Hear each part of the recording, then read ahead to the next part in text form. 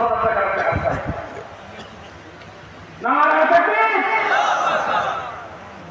জনাব মোহাম্মদ আলী সাহেব 10,000 টাকা আল্লাহ তাকে যুগের ফজল করি বানিয়ে আল্লাহ হাদিসে তুল্লার মতো সম্মান দিও।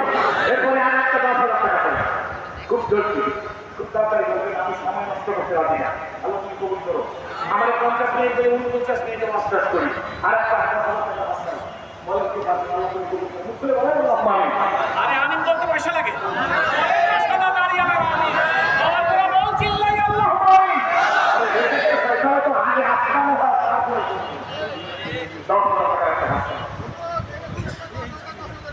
আবার আলহামদুলিল্লাহ বন্ধু এই জন্য আমার কাছে আসতে হবে।